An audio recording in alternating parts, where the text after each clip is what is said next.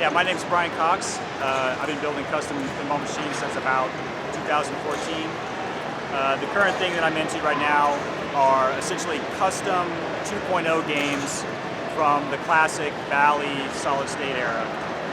This current one is a Bally KISS from about 1978, but it's using a brand new reproduction playfield from CPR along with brand new hardware, and then obviously using FAST controllers and the Mission Pinball Framework, the NWPAS.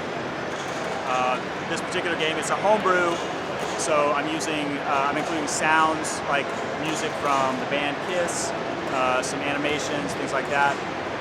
This machine, the cabinet itself, is actually a generic what I call any machine, in that it can run multiple playfields, and all you're doing really is just switching up the code and switching up the assets.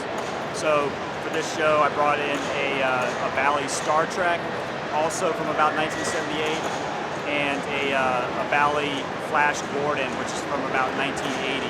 And those are all brand new playfields, brand new mechanisms, new rules, new game code, but it's also meant to be sort of like a tribute to the original game. How did I get into making pinball? So I think I bought my first pinball machine in maybe late 90s when they were super cheap. Like you could pick up a pinball machine for about $100. So I started getting into pinball, like doing repairs, stuff like that. I got to a point where I realized that I was doing so much of the repair work that I could actually build games myself, essentially, using spare parts. I thought it was going to be cheaper, but actually it's just as expensive to build your own game as it is to buy a brand new one. But what you end up getting is you're actually creating a game that you really want to have.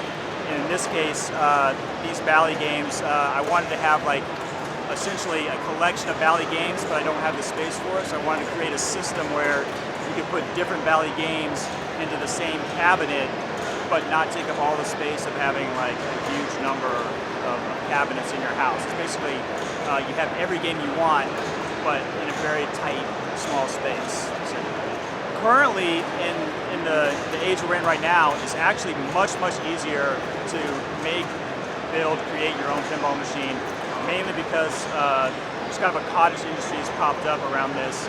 Specifically, like the fast hardware is like a super useful thing to have, and the NWPAS. I would say if you've done repair and you're into pinball, you probably know a lot of the basics, but there's also a huge community out there of support.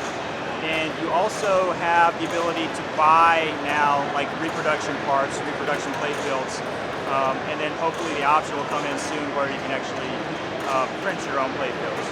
If you're starting from scratch, I would say like the very first thing you want to do is like find a donor cabinet that is all set, ready to go.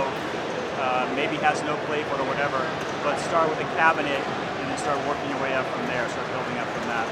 Final thoughts, if you love pinball, then you should try creating your own pinball. It's like the access now for people from all different disciplines, whether you're an artist or a mechanic or whatever, the access to pinball is like it's an unprecedented level at this time. So if you love pinball, maybe give it a try with custom pinball.